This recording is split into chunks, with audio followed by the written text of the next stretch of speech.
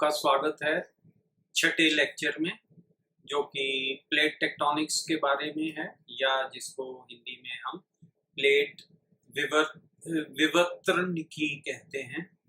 1967 में मैकेंजी और पार्कर ने इस सिद्धांत का प्रस्ताव रखा था, लेकिन मॉर्गन ने 1968 में इसे एक वैज्ञानिक रूपरेखा दी, एक प्रॉपर साइंटिफिक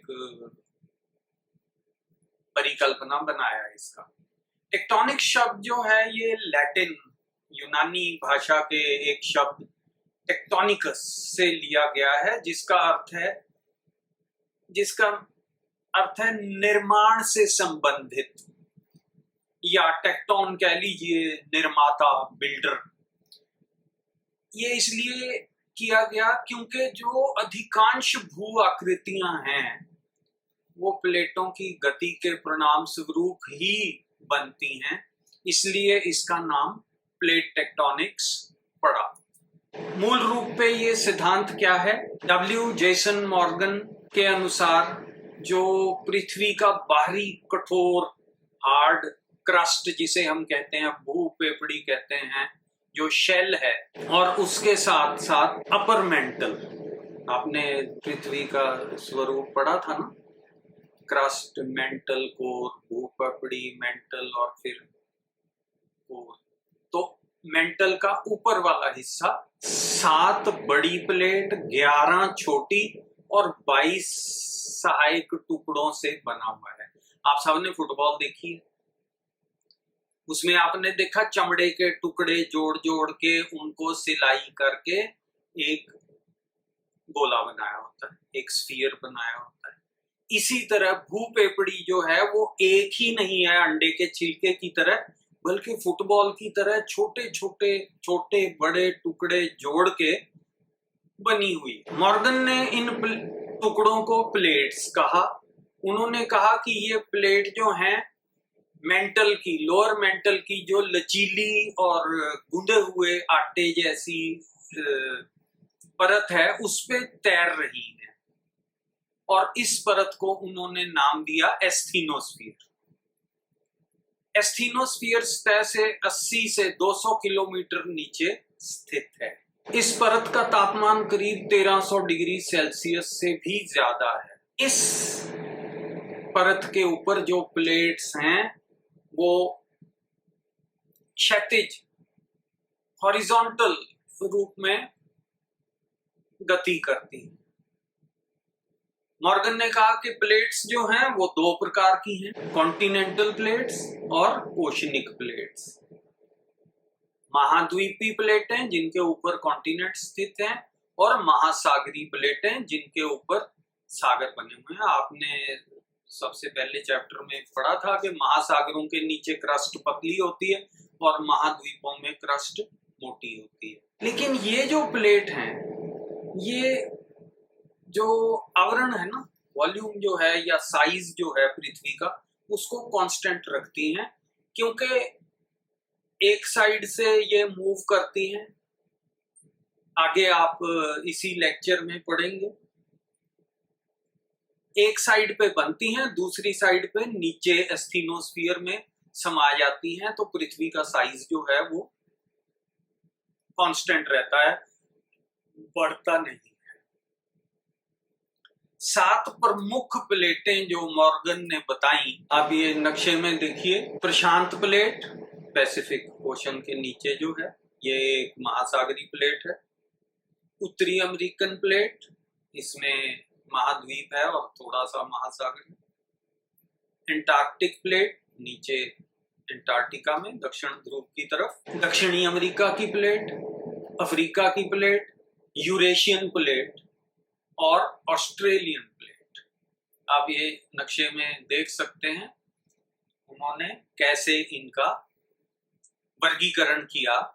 कहा कि ये 7 मेजर प्लेट्स हैं, और कुछ महत्वपूर्ण छोटी प्लेटें उन्होंने बोली कि कोकोस प्लेट है, ये देखिए कोकोस प्लेट, नाज़का प्लेट,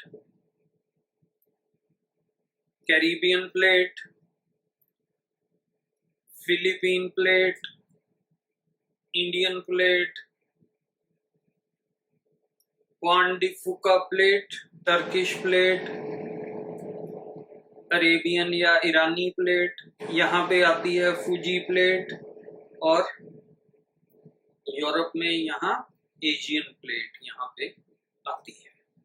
तो इस तरह आप देख रहे हैं कि ये 11 जो हैं महत्वपूर्ण छोटी प्लेटें हैं। मॉर्गन ने अपने सिद्धांत में प्लेट गति के कारण बताए। माना जाता है कि मेंटल में समन धाराएं, कन्वेक्शनल करंट्स, मैं आपको कन्वेक्शनल करंट पहले समझाता हूँ। आपने कभी चाय बनती देखी है या दूध उबलता देखा है?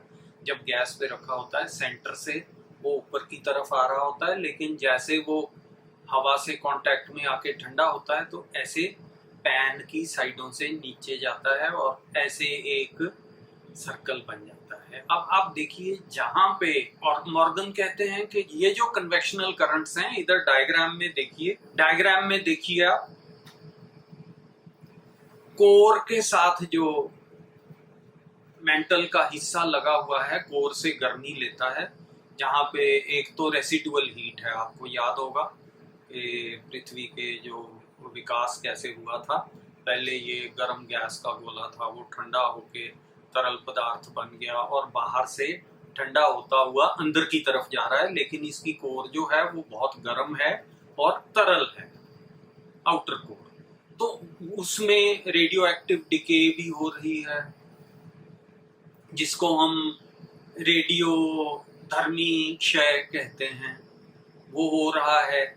और उससे जो गर्मी निकल रही है वो मेंटल को गर्म करती है। अब मेंटल गर्म होके, आपको याद रखना है कि मेंटल जो है वो ठोस नहीं है, वो गूंदे हुए आटे की तरह लचीली है, तो वो गर्म होके ऊपर की तरफ जाती है। जब वो बिल्कुल क्रस्ट के और एस्थीनोस्फीयर के नीचे पहुंचती है, वो ठंडे हैं, तो वो ऐसे करके ऐसे मुड़ती है। जहां पे वो मुड़ती है उस जगह पे एक फोर्स एक्सर्ट करती है। ये देखिए डायग्राम में ऐसे गई, यहां से इधर को, यहां से इधर को, और इसलिए वो जो प्लेट्स हैं वो मूव करती हैं। ये जो शक्ति है ये बहुत ज्यादा है, क्योंकि एक ठोस है वो, मतलब बहुत गाढ़ी है, उसका जो डेंसिटी है वो बहुत हाई है। तो जब वो ऐसे मूव करती है तो उसमें बहुत सारी फोर्स होती है।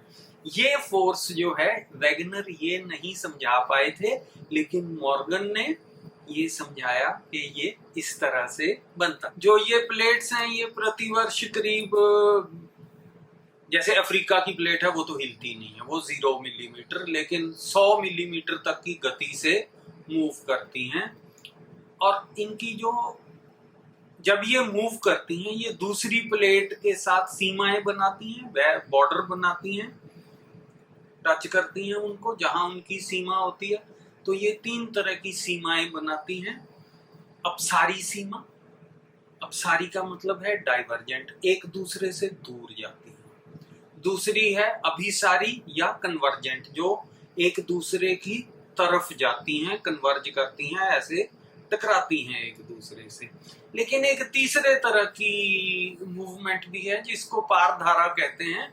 उसमें ना तो ये दूर जा रही है ना पास जा रही है, बल्कि दूसरे के साथ ऐसे घिसती हुई, स्लाइड करती हुई चली जाती है। इसको ट्रांसकरंट मूवमेंट भी कहते हैं। पारधारा का मतलब है, आप समझिए जरा, ऐसे कोई 2 चीजें हम ले लेते हैं, ये 2 प्लेट्स हैं, ना तो ये ऐसे जा रही हैं ना ये एक दूसरे की तरफ आ रही हैं, ये ऐसे करके स्लाइड कर रही हैं। आगे देखते हैं क्या होता है। अब प्लेट की जो मार्जिन है, उसकी जो सीमा है, और वहां पे क्या क्या टेक्टोनिक गतिविधियां होती हैं। पहले हम पढ़ते हैं अपसारी सीमा, प्लेट एक दूसरे से दूर जा रही है।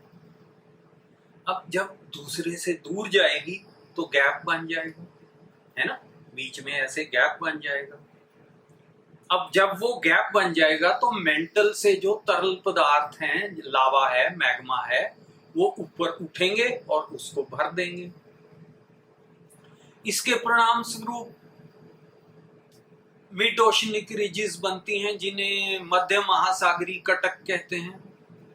क्योंकि यहाँ नई भूपेपड़ी बन रही है तो इसे रचनात्मक सीमांत भी कहते हैं, कंस्ट्रक्टिव मार्जिन, क्योंकि यहाँ पे नई नीचे से मैग्मा निकल रहा है और नई भूपेपड़ी बना रहा है।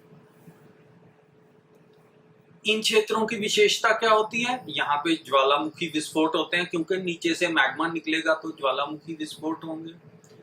भ्रांश बन रहे हैं क्योंकि जो भूपेपड़ी है वो एक दूसरे से दूर जा रही है, तनाव का एक माहौल बना हुआ है। और कम गहराई वाले भूकंप आएंगे क्योंकि वो टूट रही हैं, और जब कोई चीज टूटती है तो एनर्जी रिलीज होती है, और वो जो ऊर्जा रिलीज होगी वो उनको हिलाएगी तो भूकंप आएंगे। इसके उदाहरण जो हैं वो अफ्रीका की रिफ्ट वैली है। रेड सी जो है, आपने लाल सागर जिसे कहा जाता है, वो अफ्रीका और अरब के पेनिनसुला के बीच में है, और वहाँ वो ऐसे एक दूसरे से जो अरब प्लेट है वो अफ्रीका से दूर जा रही है, और उसके साथ साथ नीचे तक अगर माउंट किलिमंजारो, माउंट केनिया, ये सब देखेंगे आप, नीचे लेक्स हैं, लेक न्यासा, लेक विक्टोरिया, तो ये सारी एक ब्रांच घाटी है, और उसकी दोनों तरफ ज्वालामुखी हैं जो बड़े बड़े ऊंचे पहाड़ बने हुए हैं। आगे इसके बारे में हम पढ़ेंगे। अब ये देखिए, ये डायग्राम को देखिए। अब सारी सीमा नीचे से, यहां से ये जा रहा है, ये इधर जा रही है, ये इधर जा रही है, और बीच में एक तो कटक बन रहे हैं, रिजेस जैसे पर्वत होते हैं, ऐसे चेन बन रही है, और नीचे का जो मैग्मा है वो ठंडा होके यहाँ, और जब ये मूव करते हैं, चट्टान टूटती है तो भ्रांश भी बनते हैं और भूकंप भी आते हैं। सो ये है अब सारी सीमा। दूसरी है पारवृत्त या ट्रांसकरंट जो है सीमा। ये सीमाएं तब बनती हैं जब दो प्लेट बिना किसी अध्यक्षेपण के एक दूसरे के साथ खिसकती हैं। यहाँ ना तो कोई नीचे जा रही है, ना ऊपर जा रही है, ना टकरा रही है, ना एक दूसरे से दूर जा रही है, बस साथ साथ ऐसे स्लाइड कर रही है। ये देखिए, एक इधर को जा रही है, एक इधर को जा रही है, बीच में हाइट सेम है। ऐसे किनारों पे, ऐसी सीमा पे ना तो प्लेट का निर्माण हो रहा है, ना प्लेट का विनाश हो रहा है। ये देखिए, और भ्रांश बनते हैं क्योंकि वो एक दूसरे के साथ ऐसे सट के जा रही हैं, तो बिल्कुल ऐसे ऐसे ऐसे ऐसे ऐसे जब ताकत लगती है तो।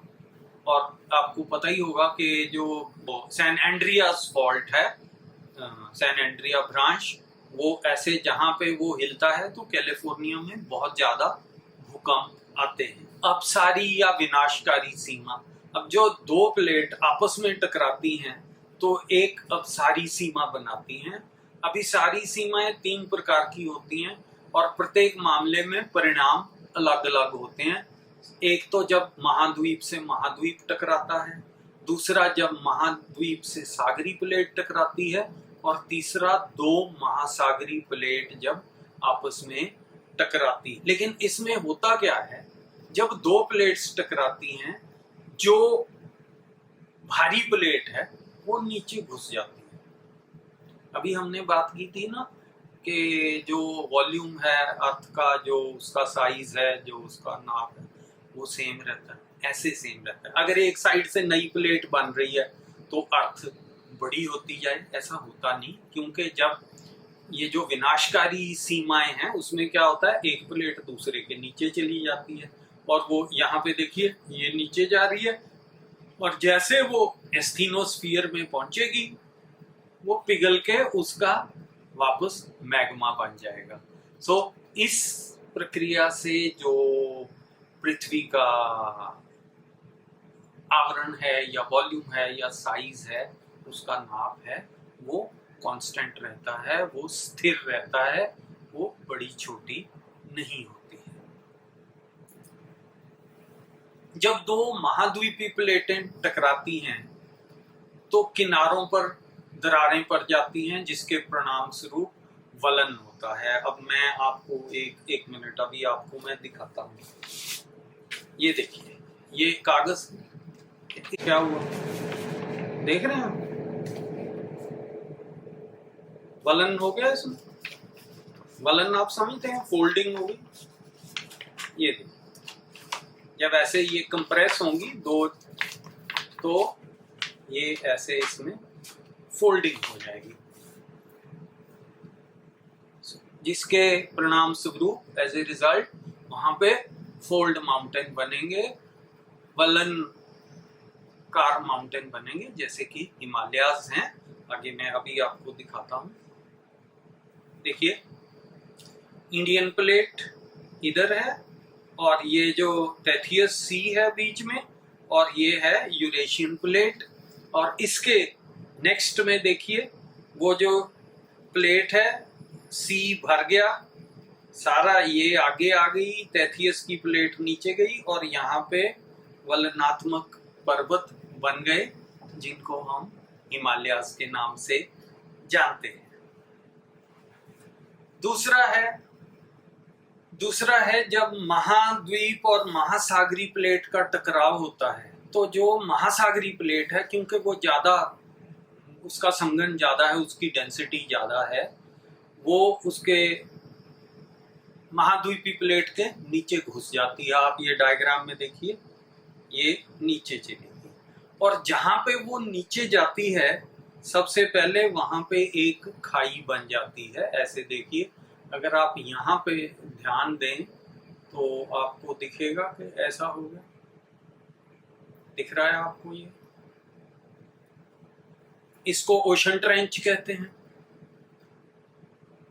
और जो महासागरी प्लेट है, वो नीचे जाके यहाँ पे जाके एस्थीनोस्फीयर में मिल गई, और वो पिघल जाएगी, वापस लावा बन जाएगी। लेकिन क्योंकि वो पिघल रही है और लावा बन रहा है, जो महाद्वीपी प्लेट का किनारा है, सीमा है, वहां पे वलन तो होगा ही, क्योंकि वो कंप्रेशन हो रही है, वहां पे संपीड़न हो रहा है, वलन होगा, वहां पहाड़ बनेंगे। लेकिन नीचे प्लेट के पिघलने से इतना ज्यादा मैग्मा बन रहा है कि वो प्रेशर के साथ बाहर निकलेगा और ज्वालामुखी भी बनेंगे। सो ऐसी जो सीमाएं होती हैं, वहां पे दो तरह की पर्वत श्रृंखला बनती हैं। बीच ही में वलन वाले पहाड़ होंगे, और उनके बीच ही में लावा से निर्माणित ज्वालामुखी के पर्वत होंगे। ऐसा सबसे बढ़िया उदाहरण जो है, ये है हमारे दक्षिण अमेरिका के पश्चिमी छोर पे, जहां एंडीज पर्वतमाला है। अगर आप वहां देखें, वहां वलनात्मक पहाड़ भी हैं, और उसके बीच बीच में बहुत सारे ज्वालामुखी भी हैं। तीसरा है जब दो महासागरी प्लेट आपस में टकराती हैं। अब ये एक बड़ी इंटरेस्टिंग चीज है, जहां पे भी दो महासागरी प्लेट आपस में टकराती हैं, जो ज्यादा संघन वाली है वो नीचे घुस जाती है। लेकिन अब बात यह है कि वो नीचे घुसने से पिघलती है, और वहां पे ज्वालामुखी प्रक्रिया शुरू हो जाती है। ये देखिए, ये दो प्लेट्स हैं, यहाँ पे जापान और ताइवान के बीच में, और यहाँ पे एक, ये जो ज्वालामुखी हैं, ये इतने बड़े हो जाते हैं कि ये पर्वत से समुद्र के तल पानी से बाहर निकल आते हैं, और एक टापुओं की लंबी एक चेन बन जाती है, आइलैंड चेन, जिसे हम आर्कीपिलागो कहते हैं या द्वीप समूह कहते हैं। ऐसी ही एक प्लेट जो साउथ ईस्ट एशिया में है, दक्षिण पूर्वी एशिया में, जिनको हम अंडमान से शुरू करके और इंडोनेशिया के जो द्वीप समूह है। लेकिन इसमें कमाल की बात ये होती है कि ये हमेशा चंद्र शेप में, क्रेसेंट की शेप में बनता है, क्योंकि साइडों से प्लेट अंदर घुस जाती है, इधर थोड़ी पीछे रह जाती है। और एक और ये सारे जितने भी टापू हैं ये ज्वालामुखी ओरिजिन के हैं, ये लावा से बने हुए हैं। जब लावा निकलता रहता है और पानी से बाहर आ जाता है, ऐसे ही हवाई आइलैंड्स भी ऐसे ही एक द्वीप समूह है, इसको हम आर्किपिलागो भी कहते हैं। जापान के द्वीप हैं, अलूशियन द्वीप हैं जो कमचटका पेनिनसुला को अलास्का के साथ जोड़ते हैं, एक्सेट्रा एक्सेट्रा। आपको बहुत सारे उदाहरण मिल जाएंगे। अब जो ये विवर्तनिकी चालें हैं, इनकी अगर हम व्याख्या करें तो प्लेट विवर्तनिकी सिद्धांत जो है उसकी गति और उसके उत्तरदायी बल की व्याख्या करता है, ये समझाता है जो वैगनर नहीं समझा पाया। इसमें महाद्वीप और महासागरी प्लेटें दोनों शामिल होती। ये वलित पर्वतों का निर्माण करता है और समझाता है कि वो कैसे बने। ये खाइयां और द्वीपीय चापों के निर्माण की व्याख्या करता है। द्वीपीय चाप आर्किपिलागोस जो द्वीप समूह होते हैं, और जो ओशन ट्रेंचेस हैं वो कैसे बनती हैं। ये भूकंप, सुनामी और ज्वालामुखी गतिविधि के कारणों को भी समझाती है। देखिए सुनामी क्या होती है, पानी की तिरंगे, समुद्र के पानी की लहरें जो बहुत गति से किनारे की तरफ, साहिल की तरफ जाती हैं। और ये कब पैदा होती हैं, जब समुद्र के नीचे भूकंप आता है। जब भी दो महासागरी प्लेटें आपस में टकराती हैं, या एक महासागरी और एक महाद्वीपी प्लेट आपस में टकराती है, तो समुद्र के नीचे भूकंप आते हैं और उस भूकंप से सुनामी पैदा होती है, जो कि बहुत विनाशकारी एक शक्ति है। ये पृथ्वी पे होने वाले भ्रांशों का और वलन की व्याख्या करता है। ये कारण इसे सबसे स्वीकारित सिद्धांत माना गया है। यह सिद्धांत वैगनर के महाद्वीपीय सिद्धांत को मान्यता देता है और उससे 2 कदम आगे जाता है, क्योंकि ये और बहुत सारी चीजों को की व्याख्या करता है। आशा है आपको ये चैप्टर समझ में आ गया होगा। अगर आपकी कोई समस्या है, आपकी कोई चीज इसमें समझ नहीं आई है, तो आप मेरे को कमेंट करके अपना सवाल रख सकते हो, मैं उसका जल्दी से जल्दी उत्तर दूंगा। और यहाँ नीचे डिस्क्रिप्शन में देखो, इसके नोट्स का लिंक पड़ा हुआ है, उसको क्लिक करो और पूरे नोट्स और डायग्राम खुल जाएंगे। Have a very nice day, God bless you.